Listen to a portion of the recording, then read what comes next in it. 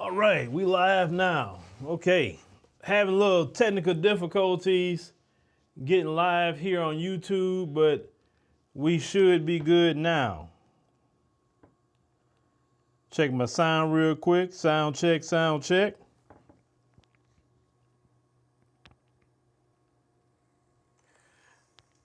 All right, we live now. All right, so we'll let everybody get in here and yeah, we'll go with it. We'll go with it, ladies and gentlemen. While people are coming in the room, giving y'all some time to propagate on in, got a few announcements. So let everybody just come on in the room and get our announcements done. Then we get our homework done, right?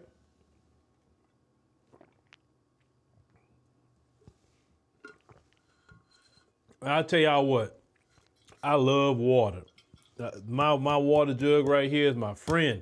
I drink water all the time. I got some good alkaline water in here. I don't drink no soda with that. I just drink straight water. Water is good for you. You got people out here that don't drink water at all. They don't drink water to save their life. They always want to drink some soda. You know, some of y'all parts of the country, I'll say pop or whatever. You want to drink juice. You want to drink tea, but you never drink no doggone water. And then you wonder why when you go to the bathroom, your number one is looking like sun-kissed, literally, that color. And that's not right. Drink you some doggone water, please, for your health. But I just come back actually from Philly, actually. And I did an interview with the brother Linton out there, and hold on, is this I Never Knew TV? I don't know if you know that platform, but I did an interview with that brother, and we definitely got into some good conversation. We even had a back and forth, definitely about reparations. So y'all probably gonna like that whenever that come out. But yeah, yesterday I was like, because when I go on them little quick trips like that, I flew in Monday, and then when I got there, I said, okay, got myself set up, had to take care of some stuff, with my wife online, went to the gym, came back, and I was going to, I started doing a lot of my work. If anybody know, I usually have my book right here, and I'm writing all my content I want to do. Some people ask, well, how you do all this kind of content? You have organization to do content. You need organization. And Uncle G, you talking about ad blocker? Keep using ad blocker on YouTube. You're gonna lose your account. I don't know if you know that, but YouTube has changed their rules where if you keep using ad blocker on their platform, they're gonna suspend your channel because they have it in their new terms of service. So the person that's complaining about too many commercials, we're going to promote the tours or anything that we got, number one. Number two, if you don't want to see no ads on YouTube at all, purchase YouTube Premium. That's what I did because I don't want to be interrupted. I just pay for YouTube Premium. And any service I watch, I go ahead on and pay the higher tier so I don't have to see ads. If you don't want to pay for any of that, then you're going to see ads. That's just the way it works. So it is what it is. So anyway, once I got back, I was going to actually stream because I had like 2 streams set up, that I want to do. By the time I tried to stream on Monday, I couldn't get this stream going. For some reason, the internet was acting up. So I was like, oh man. So it put me kind of behind, but that's okay. We'll get caught up. Hold on. Lou Woo Woo TV says, while we waiting on everybody, I'm from Hattiesburg, Mississippi. I gave this white girl a compliment and she reported me to the boss man. I work at a black-owned business. When did Karen start working at black businesses? Well, just because you're a black-owned business does not mean you can't hire nobody of different nationalities. That's number one. Number two, if you're caught like actually saying, I won't hire this group of people for whatever the reason, and you documenting that, then that actually can sue you for discrimination. Yes, they can sue you too. Just like we can sue them. If they say, oh, I'm not hiring no blacks, we can sue them.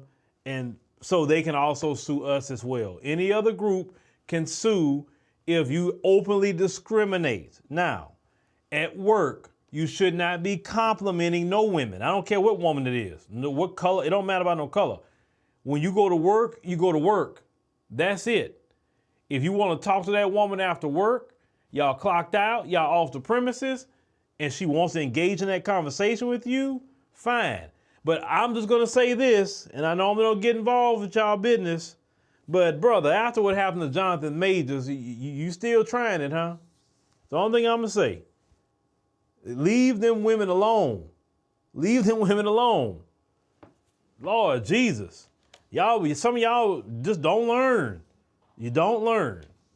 How many of y'all got to lose your job? Jonathan Majors. Could be you too. Lose things behind them women. Leave them women alone. Go to work and get your bag. Oh.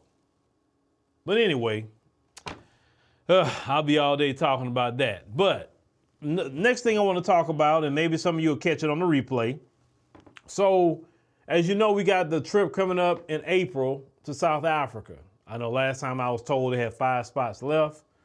Now, let's say somebody have a family of 6 or 7 and say, hey, I'd like to, go, but y'all got is 5. Well, you know what? You talk to Mark and Dr. Latasha, I believe they can accommodate your whole family. So if you're worrying about there's only 5 spots left. Now, on reality speaking, it is 5, but if you're a family like mine of 6, I think they can accommodate you. But the second thing that we want to talk about, because we got a lot of work we got to do when we get to South Africa. I'm not there just to be touring around and frolicking. That's what y'all doing, enjoying the sights. I got things to do. So if you are from South Africa, if you are a journalist, or that's, you don't have to go to school for it. You're just good at that. You want something different. You have this mindset of, you want to speak for the people. You want to call out racism and everything in South Africa. You got that mindset like the EFF, preferably, right? Then what we're going to do, we're going to put together like a, I guess you can call it like, I was told to say talent, but we're really kind of looking for a journalist in South Africa. So when we go there, we're going to put together an event. And if you're interested in possibly joining us there and seeing if maybe, hey, you the person we'll select. Of course, everything we do is paid.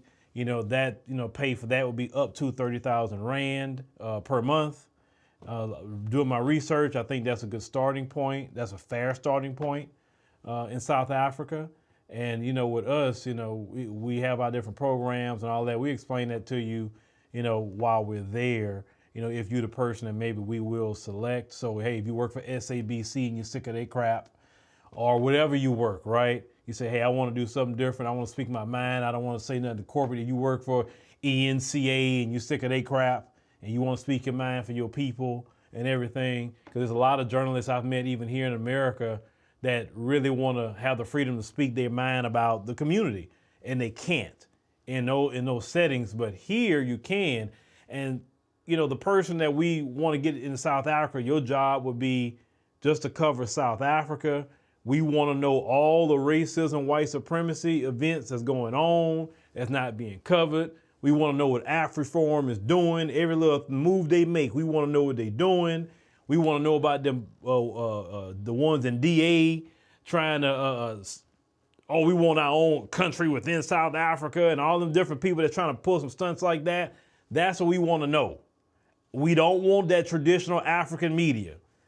I've seen traditional African media, and unfortunately, it's boring.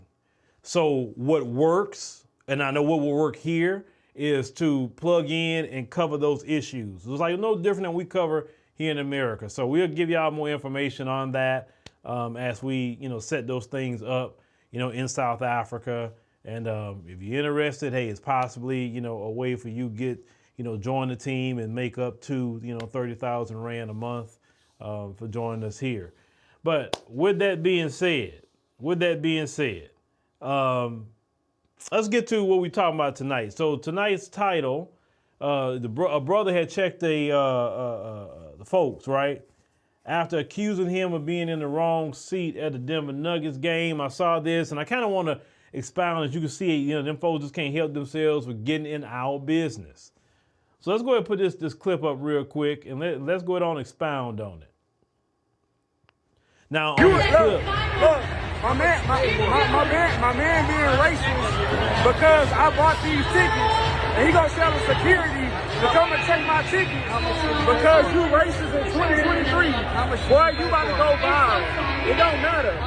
I bought him. It don't matter. My man racist. Man, be quiet. Be quiet. I don't want to hear you about to go viral tonight. Now I'm gonna silence that little part because they playing music, and so what's gonna happen is they got a guy come over, as you can see, he's checking the ticket because the black man don't belong in that particular spot. We got this pig being racist. Oh, you gonna go viral tomorrow? I promise you. What's your name? What's your name? You going viral, my man. You going viral, my man. Yeah, you going viral. That's why he's turning red in the face. That's why he going red in the face. Exactly. Shut up. Don't talk to us no more. Shut up. All right. So I played that video. That video kind of came out maybe like a couple of days before the new year itself. And this, like I said, this brother's at the Denver Nuggets game.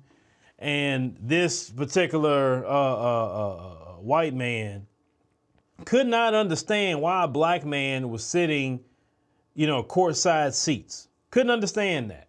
So clearly this black man must have, just stole the seats. So here, as you see, he called security over. They check his ticket. That's where he belonged. Listen, these people are the only group of people that I've ever seen, like in my life. All have I lived. I've never seen any other group of people act like them. I haven't seen other black folks do it. I haven't seen Hispanics do it. I haven't seen Asians do it. I haven't seen Arabs do this. I haven't seen Native Americans do this. This is the only group of people that I've ever seen do some crap like that. Like, they cannot stand to see a black person in any space that they deem you shouldn't be. See, in his rabid mind, that black man was supposed to be in them nosebleed seats up there. That section was only supposed to be for them because they can afford it. And you black people, you're so poor, you're so destitute that you can't afford to be, down there courtside, or you can't afford the 50-yard line tickets, right? Or you can't afford business class, first class tickets. Or you can't afford to be at certain hotels, certain resorts that's charging you $800, $1,200 a night, $2,000 a night if you want to pay that kind of money. You don't belong there because that's where they belong. So you have them approach you different ways. So if they approach you like that, like, oh, well, let me call security because he don't belong here. Or they're going to approach you in another way. They're going to say, well, are you a rapper? Are you like a football player, basketball player? That's what they're gonna ask you. If you're definitely a black man, they're gonna ask you that question. Now, in the women, aspect, I've heard they ask them certain questions. I heard if they ask them if their boyfriend's a rapper or athlete or something like that, like why they trying to figure out, pocket watching us and figure out why we're sitting in certain places. That's why I don't like online when some of y'all are po-mouthing. That run through me online. I don't care if you don't have no money. Don't get on the internet po-mouthing. Do you know people like him in that video love to hear y'all po-mouth? Love to say, we ain't got nothing. We can't do nothing. They got certain content creators. I'm not going to mention the name. That's all that person do all day. Talk about what we don't have, and we don't have this, and we don't have no wealth, and we don't have this. It's like, okay. You getting online saying that, is that going to change your situation or even our situation as a people, when you sit up here complaining what we don't have, you're taking energy away to apply it to maybe how we can get it. See, one thing I've learned as I've gotten older, time is precious, right? So are you gonna waste your time all day talking about what I ain't got going on? And I did say ain't on purpose. Or I'm gonna try to find in my mind what I can do to hustle to get it. Or can I get with some people that got the same mindset and we can all hustle together and then we all get it together. You understand what I'm saying? Listen, I enjoy, like I've never had nobody come up to me, but I definitely got the looks here and there. For instance, there was one time I was riding Delta, me and my wife, and I was sitting in first class. And then, as they passing by, they looking. And then I'd be looking back at them like this, like, all right, Bob, go in the back where you belong. You don't belong up here today. I love to give them that look, like, go where you belong. You don't belong here. They can't stand to see successful black people. And as time going along, they gonna lose their mind, I'm telling y'all. Because that's black people. Don't you sit up here and believe that all of us are just poor, we don't have anything. Please don't believe that.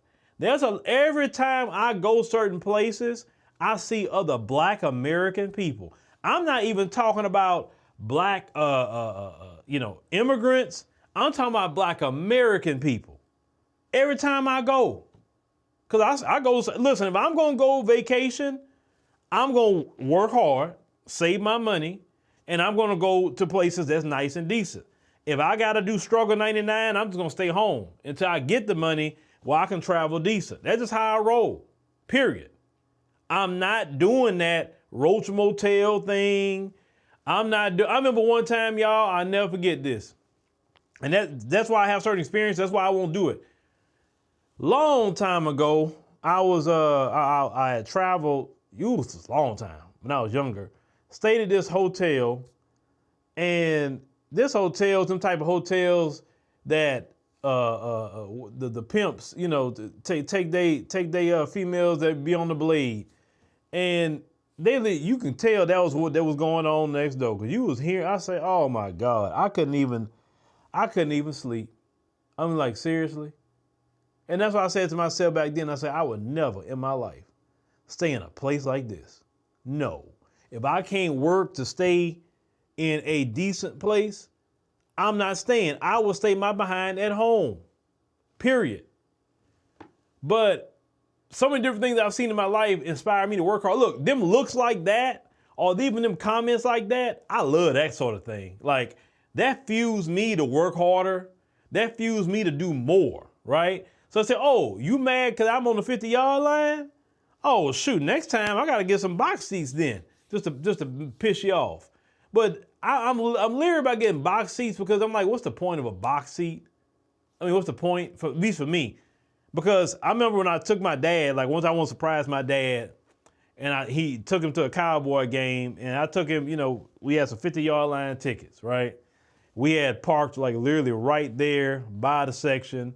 He said, oh, we parking in here? Like, yeah, parking in here.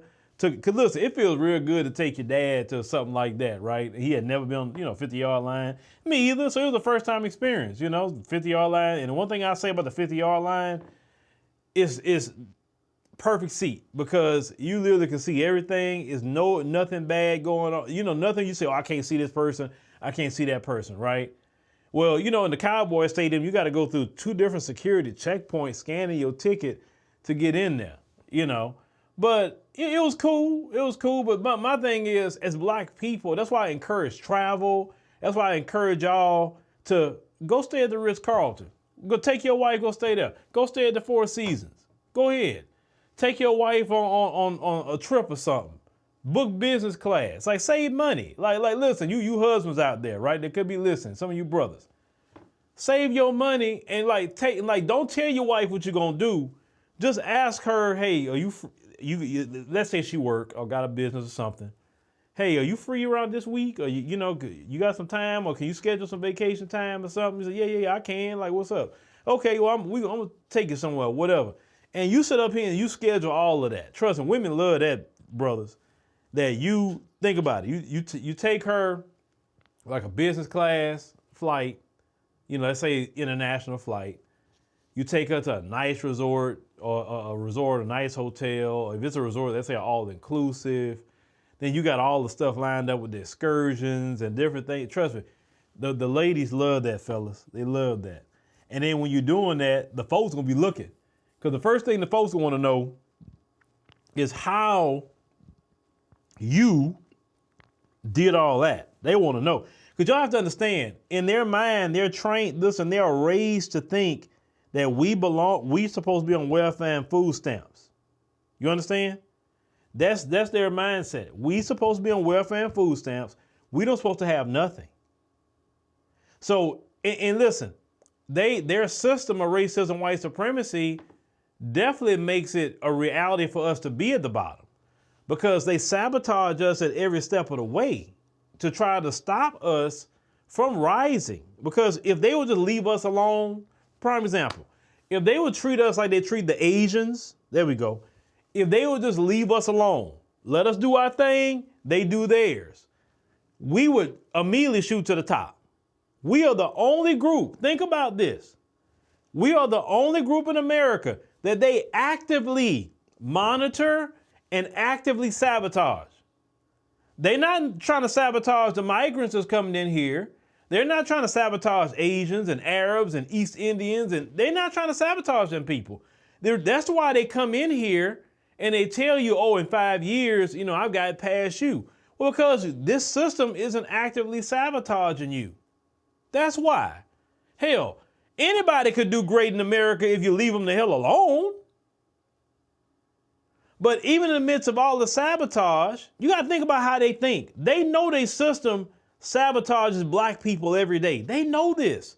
They know they sabotage you on business loans, sabotage you on home loans, sabotage you on career advancement if you work for someone. Try to sabotage you on contracts. They always trying to sabotage you. And you got to think about that. After all that sabotage, and you still rise and get above them, like trust me. So when they looking at you like that, you got to think that mindset is like, wait a minute. We sabotage these people every step of the way, and you sitting in first class? We sabotage all these people every step of the way, and you laid up at the Four Seasons somewhere, the Ritz-Carlton, or some resort in Bali somewhere. You laid up. Matter of fact, they even be looking when we show up to the African continent. No joke. When black Americans go to the African continent, they're on the plane now, because I'm telling you they are, and they're looking at us going to the African continent. They feel that we shouldn't even have the ability to go to the African continent, because they know if some of them tickets, if you don't do it right, could be a little costly if you do it wrong. But in their mind, it costs a lot of money. So how is it that these black people are going even to the African continent? Listen, they don't even want you to go there either. Y'all really need to understand that these people, they want you to stay right here in America at the bottom, on welfare and food stamps, in a ghetto, dealing with Pookie and Ray Ray, eating yourself to death, drinking yourself to death, smoking yourself up to death, while they look down on you and feel, because you got to understand, their position is based on our collective position.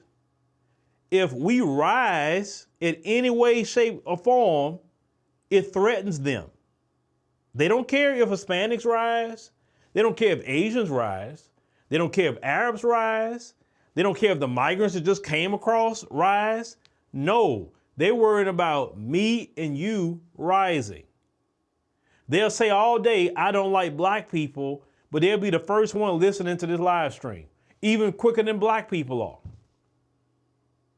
And you would think, well, that's kind of weird, right? Why do you want to listen to people that you say you don't like? Because when I don't like somebody, I don't listen to them. I don't know what they're doing. I don't know anything because I just don't like them. And I'm not going to waste my precious time listening to them. But they will sit up here, pay attention to every freaking thing that we say. They worried about, look about it. No matter, it don't matter a political position or whatever. The election season, what the black vote, what black people say. Oh, black people gonna sit it out? Oh, we gotta get black people to vote. Wait. Why is it that you only worried about black people? Come on, let's have this conversation a little bit. Why are you only worrying about black people voting? I mean, you got Hispanics that can vote, whites that can vote, Asians, all different groups of people that can vote. And all your news stories is the black vote, not the white vote, the black vote. Not the Arab vote or the Muslim vote, the black vote. Or you look at what's going on in Israel and in Palestine. Black folks say, hey, we don't know much about that stuff. We hope y'all figure it out. We just gonna just focus on reparations, focus on our community. We got a lot of battles that we need to fight here, right? We ain't got time to focus our attention over there. So we just kind of stayed in our black business. What happened? Why is black people silent? Why they aren't saying anything? Like, huh? I say, when we say something, we're called anti-Semite. When we quiet, we're called anti-Semite. Like, we can't win. Like when we say something, or we quiet, we're called names. Then the other side, the Palestinians, hey, we supported George Floyd. Look, the mural we made of George Floyd. Okay, we appreciate it. Thank you. But we don't have time as a collective group of people to be worrying about conflicts when we got a conflict going on right here in America. We got our own issues going on here. We don't have the energy or the time. We've done that for years upon years upon years. And what did it get us? That's the thing. This group of black people have finally woke up and said, we get it now. We get it. Y'all didn't appreciate when we were trying to ally with everybody. Y'all didn't want a minority coalition, right? Black people was the only group of people that wanted a minority coalition. The only group. Black and brown, black and Asian, black and this, black and that. And none of y'all wanted it because y'all wanted to be on team white supremacy. And when this generation of black people say, fine, you stay over there with them, we're going to do our own thing, now it's a problem. It's a problem. It's like, y'all think it's our job to fight for all of you, and we can't fight for ourselves. In other words, you think we're still a slave. That's what slaves do. Slaves make people's lives better, but never their own. The slave is supposed to never advocate for himself or herself or their children. They're supposed to never say, no, it's about me and my people. You do you. It's about me and my people. We got to make sure we good. Everybody's upset. Everybody. Even when I had a conversation, even within the diaspora, when black Americans say, and that's what's all, it's a lot of things just like saying, what is it with black America? Why us? When black Americans say, okay, we were saying, hey man, let's all of us, work together. Let's do this and that and the third. And then I'll make sure I say this with facts.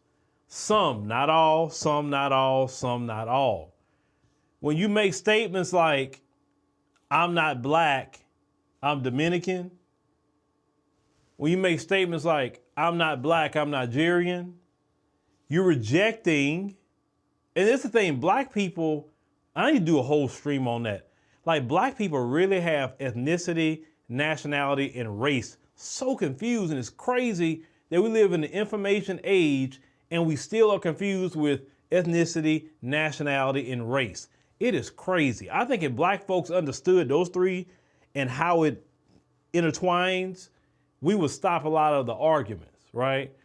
Okay, so when you say I'm not black, I'm Dominican, you're saying I'm rejecting you, right? When you say I ain't y'all, well, I'm this. You're rejecting black people. So when you reject a person so many times, they say, okay. Rejection hurts more when a family member rejects you than, let's say, okay, if a white supremacist don't want us, we cool with that, because who cares about them? But when a distant cousin or supposed family member rejects you, it hurts. You understand what I'm saying? So now what you're seeing, even with Black America, is they say, okay, you rejecting us, fine. We're going to go over here. Then other people saying you're being divisive, you're being this and that. I had the same we had a big back and forth with an interview yesterday about this. And I didn't think I was going to come up, but it did. It's like, well, when we wanted to be with everybody, nobody wanted to do it. But now when Black Americans are saying, okay, we cool, it's everybody just do you, we'll do this over here. We don't hate nobody. No hate, no animosity.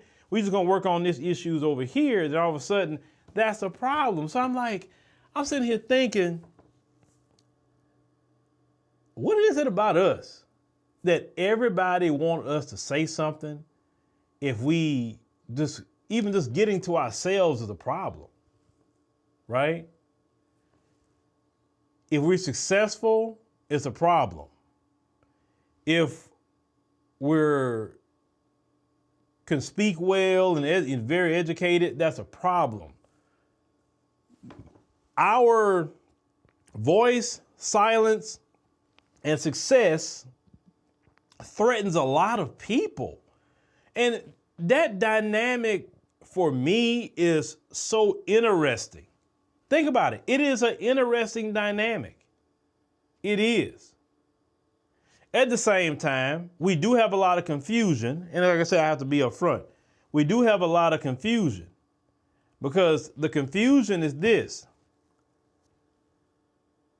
I know the white supremacist hand is in all the confusion because you got to think about it. Wherever he goes, he brings calamity. He brings division, right? So I always tell people this, don't judge immigrants from the Caribbean or even the African continent as a representation of the Caribbean and the African continent.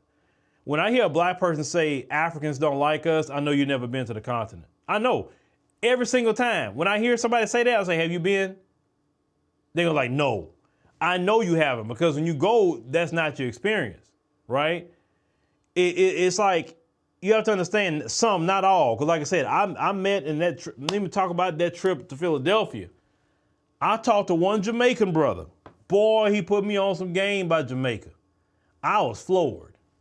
Great conversation with that brother, that Jamaican brother. That Jamaican brother told me that in Jamaica, because I asked him, I say, well, how long you been here, brother? He told me. I said, when the last time you been back to Jamaica? He said, oh, 2 weeks ago. I said, oh, okay, great. And he said, you been in Jamaica? I said, believe it or not, I have not been in Jamaica yet. I said, it just haven't been on my list yet to go to Jamaica. I said, I've just been kind of focusing on other things, but I'm eventually get out there. And I asked him, I said, well, where should I go, enjoy myself, X, Y, Z, right? Fine. Got to talk about, how, these women are doing these girls trips out there to Jamaica and they out there doing something strange for some change with these Jamaican guys on the beach. And he was spilling the tea on that. Oh, was he? But I'm not getting to that part of the conversation. But he was saying that in Jamaica, the government over there has literally sold almost the whole country to the Chinese, the whites, the Indians, people like that, right? The brother said 90% of the businesses is owned by foreigners. Only 10% is owned by Jamaicans. So I asked him, I said, okay, if I go to Jamaica, I was like, where can I go to get, I can go eat at Jamaican restaurants that's owned by Jamaicans. I don't want to go to no places owned by them. I want to go to the brothers and sisters and eat some good authentic food.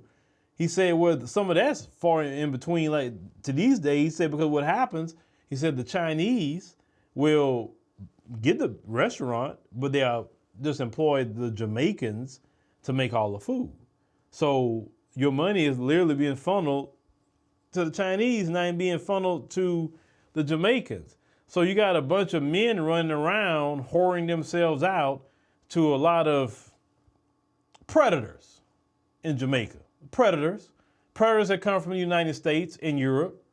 And unfortunately, they made, content about, the Becky and them doing it, but we got sisters from America going to do it too. He was talking about that big time. How you got these so-called educated women going over there with the men, doing all kind of taking advantage of the men out there because the men are poor. They don't have nothing, ain't got nothing going on. Now, some of the things he was talking about that go on out there would be in America would be considered human trafficking and SA. You know what that means. Some of the things they're doing. He say when he worked at a hotel, he had them SAing him, literally at the hotel.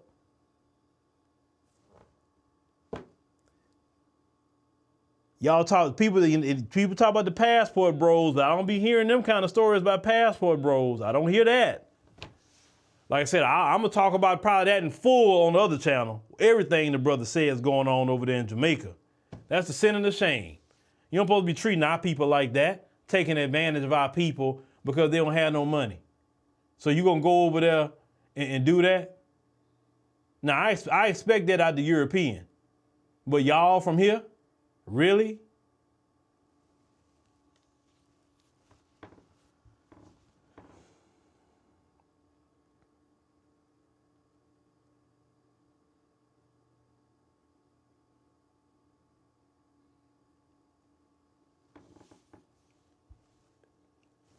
You say you know a resort in Jamaica owned by a black woman? Okay, but that brother's from Jamaica. And he's telling me that majority of the businesses, he said the port, the Chinese own the port. Their port is owned by the Chinese. The government sold out big time in Jamaica. I say, so basically y'all by colonized. That's what I told brother. He was taking me, back from my interview, back to my hotel. He said, yeah, I guess you can call it that. I said, yeah. I said, because y'all let all these other foreigners come in there and own y'all? I said, and y'all didn't rise up against the government for that? I said, where's y'all revolutionary people in Jamaica that's trying to turn that way? This is what he said, though. He said something I think was a glimmer of hope. He said, the only thing I see coming out of that, he said, it's going to be unrest. He said, because a lot of people are starting to get tired. Because what they're doing is they're buying property and they're telling Jamaicans, you can't come on that beach no more. They're saying, we own this beach. And say, you can't come out here. Only the people that we say could come out here. In a black nation. It's supposed to be a black nation, and yet these black folk in Jamaica sold out their people. And I say, well, why didn't y'all say nothing about it? He said, we don't know these things are happening until after it happens. They don't put it on the news and say, hey, we're going to sell the ports. Hey, we're going to do this. He said, they don't do that. He said, do America do that? I'm like, no, they don't. They don't get on the news saying what they're going to do. We find out later. So what I have found out about governments all over the world, in the Bible time, the politician and the tax man was hated the most. I see why. The politician, to me, what I've learned about politicians, they are the scourge of any nation. They don't do right by their people collectively. Maybe you have one or two show up and that's a good leader or something like that. But the majority of them are not. They got a lot of dirt going on, a lot of corruption going on. And we never get the good people in power. It don't matter what nation it is. It's always the bad people that stay in power. And then I asked the brother, I said, well, who can replace the prime minister? Andrew Holness. Who can replace him? He said, well, they got a guy running against him. He said, but he's actually worse than the guy we got now. I said, man, so y'all between a rock and a hard place? He said, pretty much.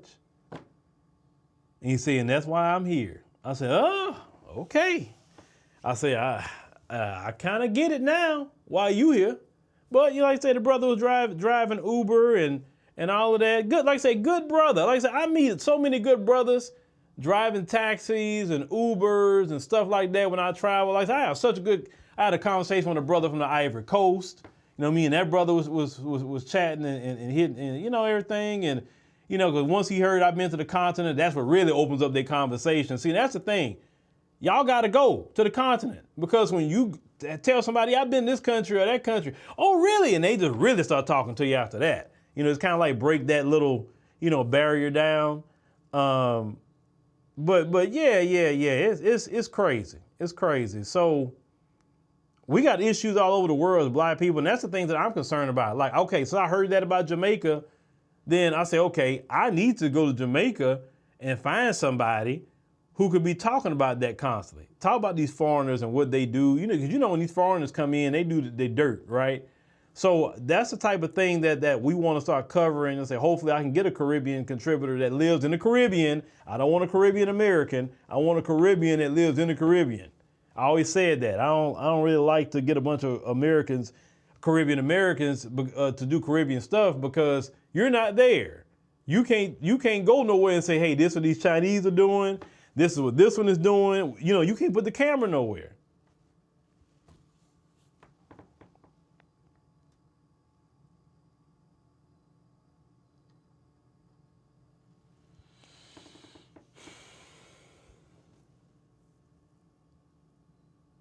Look at that. Uncle G said he just went to Runaway Bay, Jamaica last month. And yes, every piece I went to buy souvenirs, it was owned by Indians. There you go. But you won't find a bunch of Jamaicans owning things in India. No. You won't find a bunch of Jamaicans owning things in China. No. That's why some people be like, oh, y'all this, and I hate to say this, but I'll say it. Oh, y'all stupid or what? I'm talking about the government. I'm not talking about the people. I'm talking about the government. Y'all stupid or what? Like, because nobody else does that. And you selling off all this stuff, this land and all that, you didn't put it to a vote. You didn't ask the people if that's what they want to do. You just did it. And then when you dead and gone somewhere, you're going to leave those people to deal with the repercussions of what y'all done. That's why I say y'all don't care. You don't care about y'all. You couldn't put me as a president of a nation and I'm going to just sell my people out. No, I couldn't do that. I couldn't do it at this level. Just openly sell them out just so I can get paid. You know, just like people think they could buy you. If somebody could have bought, if they would think I could have been bought, then a long time ago, I'd have took some money. That's why I think it's funny when I talk about the Democrats. You got certain black folk. He get paid by Republicans. I'm saying, okay, well, tell the if I can be bought, tell the Democrats to send me about $1 million to $2 million, and then I'll start talking for Democrat. I'll be blue no matter who at that point, right? Since I can be bought. So tell the Democrats send me some money, and let's see if I talk for them at that point. Some people are so silly. Look, everybody, you say you love Trinidad. You say Trinidad. You know what? Now, I covered a story out of Trinidad and Tobago, I think a couple of years ago, and the same issue and problem. The Chinese, they was there, you know, buying up things, telling the Trinity people where they can't go. And I'm like, these people get arrogant. They tell you in your own homeland where you can't go. And that's the thing that we talk about here in America. Don't be telling us anything, because y'all need to be focusing on and fighting for Jamaica, Trinidad, like the Chinese, the whites, the Indians. Y'all need to be talking about those issues, not getting involved with our reparations. That's the last thing y'all need to get involved with. It's like y'all kind of come here and kind of disassociate yourself with your homeland, but no, you can't do that. You know, get the money you need here, get the resources, and go back to your homeland and build. Like, put more businesses, hire Jamaicans, or hire, you know, people from Trinidad or wherever your country is at. That's all.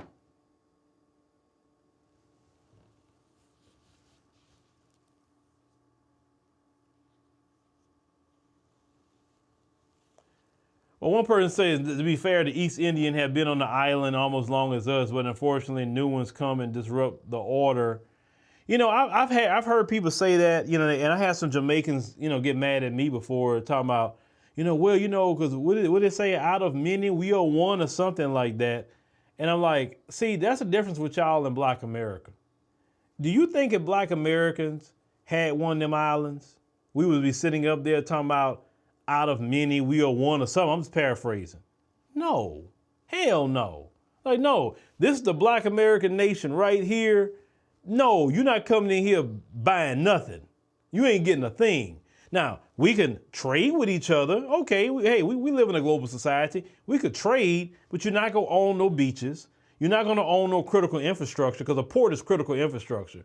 The brother told me, is it the Germans or one of them Europeans own the airport over there in Jamaica? They don't even own their own airport. So you let the foreigner come in there, get your airport, your port, y'all building the roads, y'all owning that. All these different things, like, if you let these foreigners own everything, y'all gonna literally be in apartheid before it's over with. The part 2 of apartheid would happen in South Africa, because y'all sit there and let all these people talking about, well, they've been here. It don't matter if they've been here.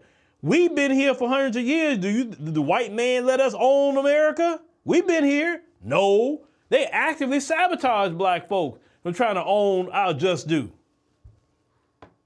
They sabotage us out of our property that we own. They sabotage us not to get anything, just so they can make sure to own everything. The problem with black folk globally is y'all too nice. You way too nice. Africans are worse. You see them people coming, you smiling, you're dancing, and oh, you're cutting a jig. And I'm like, and I sit back here, when I see that, I'm like, I'm just looking like that. Because in my mind, because I come from the Western world, I ain't dancing for nothing. Not for them, I'm not. I dance for my people. But why I'm gonna cut it? Because last time I went to South Africa, man, that dude got so upset and I got mad too. So the Zulu brother, we was on a, I think Lesedi, some cultural experience that was over there. So the brother starts speaking it, in a language, and like when they speak, they click in their language, and it's very interesting to hear them talk like that. I think it's extremely interesting to hear it. So that's their culture and everything. Well, then you had Karen over here. She gets on the phone with one of her people, right? So then she tells the dude, hey, my friend's on the phone, and it's her birthday. Could you tell her happy birthday? And that little clicking noise you make with your mouth, could you tell her happy birthday? That dude turned around and he looked at the two sisters behind him, and they just started, I know they were cussing her out. Oh, they was going in their language. I know they was cussing her out. And then he turned back around and said, no, we're not doing nothing like that. With a very, very I was like, ooh, the way he looked at her, right? Like I said, he was nice, because I know she had a good cussing. I mean, I wish you would have cussed her behind that in English. But yeah. Oh, you say, okay, wasn't, hold on. Well, DL says, I let Pan-Africanism go for FBA. I really want to do a stream on the one I really blame for actually the division with some of that. I don't blame African immigrants. I don't blame Black Americans. I actually blame African governments. That's who I actually blame for that. Because if you look at just on a very, very minute, small scale, Ghana had the year of return. Look how many Black Americans went to Ghana just for that event. Literally, it was a one-time event. But they didn't complete the work by not offering permanent residency at minimum, citizenship at best.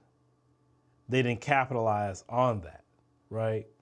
Then they don't have the laws on the books to prevent predators from scamming, because that's a lot of scams happen too, with land scams, housing scams, those sort of things, right? And when I hear certain countries name always popping up talking about scams, you know, then I say, okay, well that's one I would say don't deal with them in those areas. But for me and just what I do, y'all can call it whatever y'all want to call it, but I believe in working with black people globally. I believe in empowering black people globally. I have black people working for me or working with me in different countries throughout the world, okay? So I can't say I'm throwing away working with black people globally. I love visiting black people globally.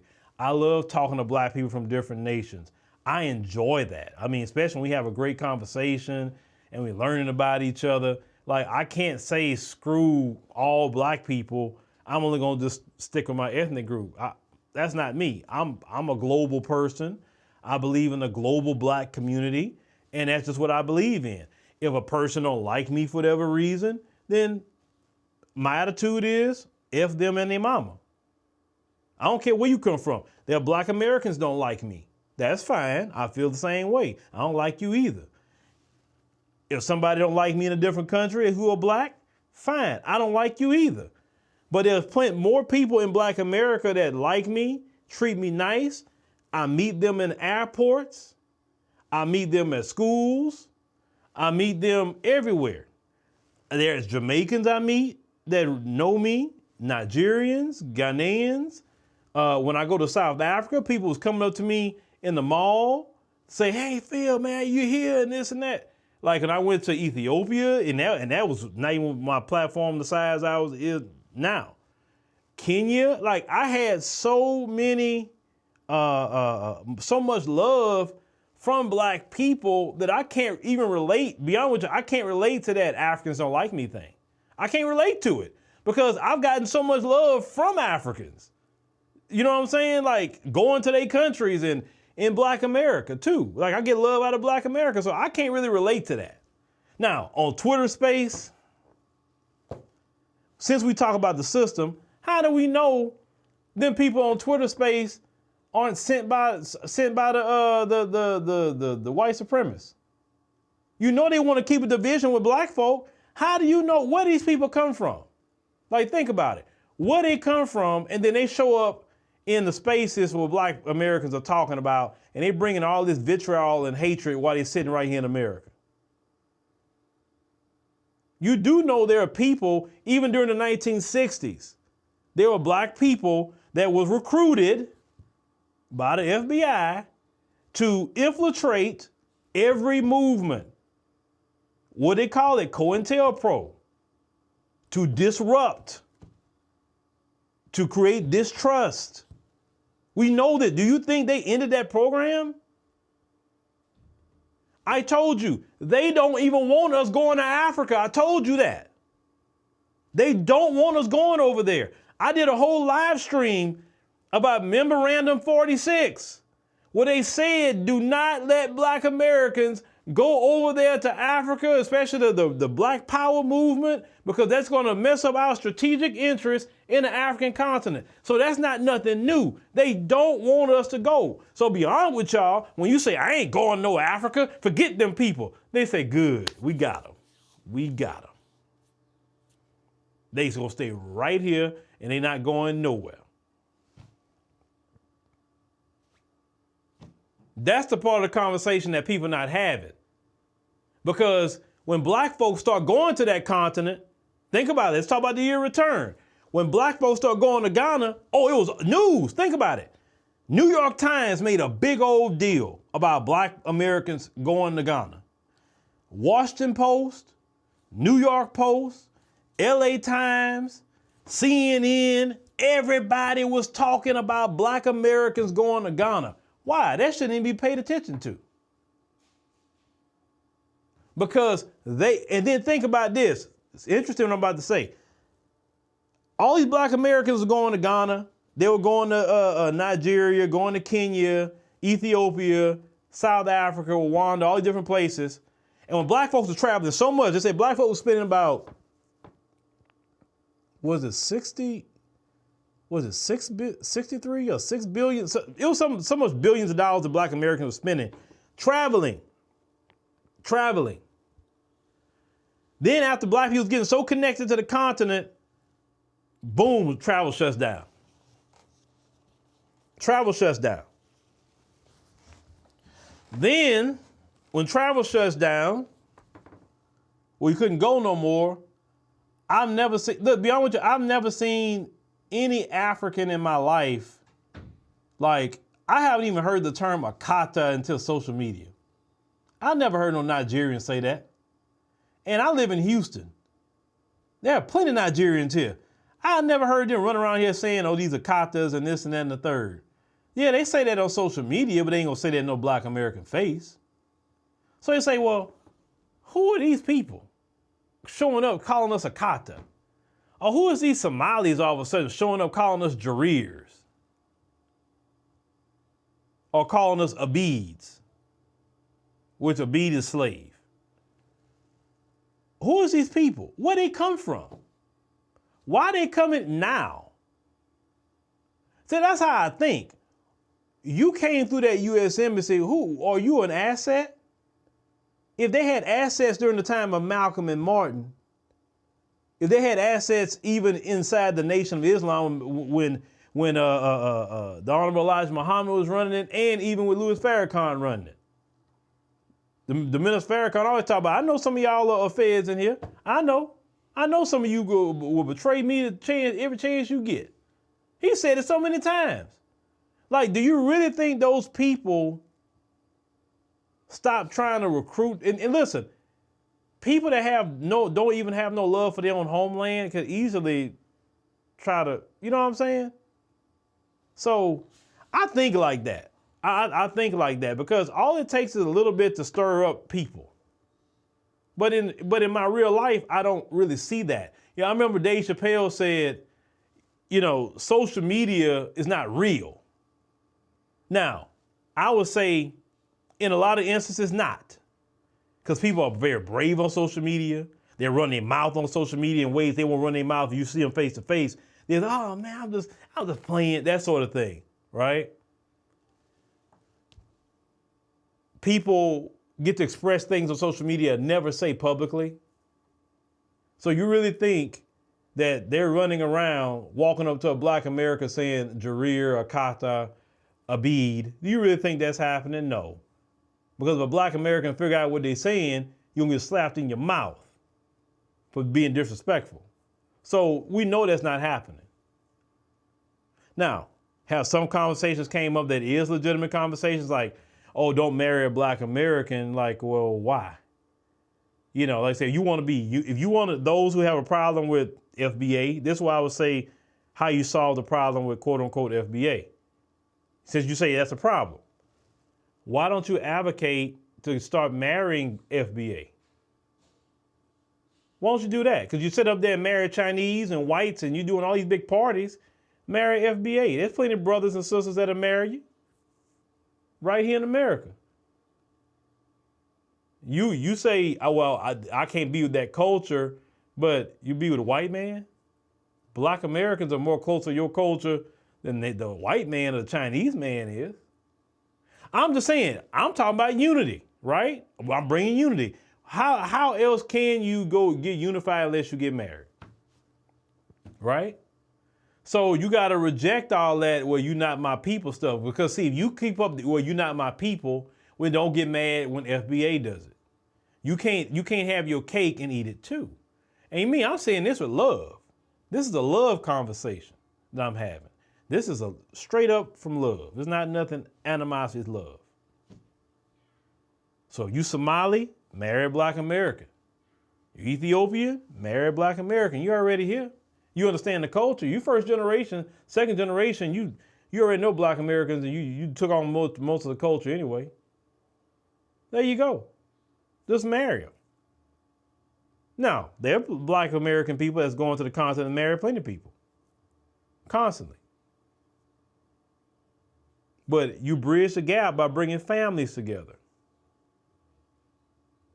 But I'll do a whole stream about that at another time because, like I said, I need to break down why the African governments is really the cause of most of the problem with the people coming over here, and the African governments can literally solve a lot of problems without the whole diaspora overnight if they wanted to. They actually could. They could. But we don't wait on African governments to do anything. That'd be like me waiting on the white man to do something for me. I'm not gonna wait on the white man because I know I'll be waiting till I'm dead and gone. No, you get to moving and do what you got to do. But just like we put collective pressure on the white supremacists, we also can put collective pressure on these African governments too. But we haven't done that yet. But that's a conversation of a different day. What time we got? All right, well, ladies and gentlemen, because I got to work on something else. So thank you for joining us on the stream today. Also, thank y'all for joining us on the African Diaspora News Channel app. We almost halfway to our first goal. Our first goal is to get 1,000 members, right? So we about a little over halfway of that. So definitely want to thank y'all, for that. Thank you very, very much. Make sure to download that in the Google Play and Apple App Store. Once you download it, just click the video in the news section. They ask you to sign in, or they have a section say create account. Just create your account right there. Create an account and pick whether you want a monthly account, a quarterly account, or a year account. The reason why we're doing this and why this is very, very important for 2024 is because we've had issues on the platform we're on. We've lost this channel before, right? It got hacked, got deleted. Luckily, we got it back. We had another issue with another channel where we had lost monetization there. And then we got it back, but this is the problem. I don't want to be in, we don't need to be in that position because you don't know what rules they can come up with next week. And it's their platform. They can moderate it how they want, period. Whether it's Facebook, Twitter, X, whatever you want to say, that's their platform. So that's why we say, we got to have our own app. We can put all our things over there. Nobody can take it down. We want to talk about certain topics. We talk about it over there. Like when we go to South Africa, the majority of the filming we're going to do is going to be over there. We may give a little 2 or 3 minute video here, but the majority of it is going to be over there, right? Because we're making sure that we give things over there that we are not, offering here on YouTube. Like maybe YouTube demonetizes a video on this channel. If they demonetize a video, I take it down. I don't keep it here and make sure it's over there on the app. So join the app, and everything that we do is on that app. You don't have to go searching multiple channels and all of that. Everything is on the app right there. One-stop shop. And we just need 10,000 people. Listen to me. We just need 10,000 people to join us on that app. That's all. That's our first goal, just 10,000. And I know after everybody that watch, and I know I got 10,000 people, or at least little less than 9,500 people that believe in us enough, know we have been built this thing from scratch, from the ground up, and say, let me go ahead on and support that and keep that going. That way we're good. Because once we're good there, we'll still do some things here, but we need to be good there first. We need to be good there. And then we can really open up some things and open up more opportunities and different things that we got, trying to do as well. But we want to make sure, because this stuff here we do is just letting you know it's up and down. One time you're going like here, and then you notice when they'll play with your views. Y'all know that, they create content. They'll play with the algorithm, play with the views. Don't let you know if a live stream is going. Don't let you know if somebody put up videos. Don't let you know anything, right? So over there, you don't got that to worry about. You can say, it's there. I'll just go see it. Nobody playing with it. Unsubscribing you to the channel. No, we should not be fighting with them about their platform. So thank you, once again, for becoming members, or if you want to become a potential member, thank you very much for that. It is definitely, a blessing, and we take that as a blessing. Trust me, we take that as a blessing. I look at the support that we get, and even how we've had a 45% increase in the last 30 days. That's beautiful, because y'all are really catching on to it. And I tell everybody that's a member here, you say, well, I'm already a member on your YouTube channel. I'd rather you suspend that and just take that membership to the app. Because when you pay a membership here, 30% goes to the platform. I don't get it. We don't get it. So, but if you go do it on the app, we get 100%. So just letting you know. So definitely thank y'all for listening, and thank you for all your support. And we'll see you definitely on the podcast. I gotta go work on the podcast video, so let me work on that so we can get that up by 10 p.m.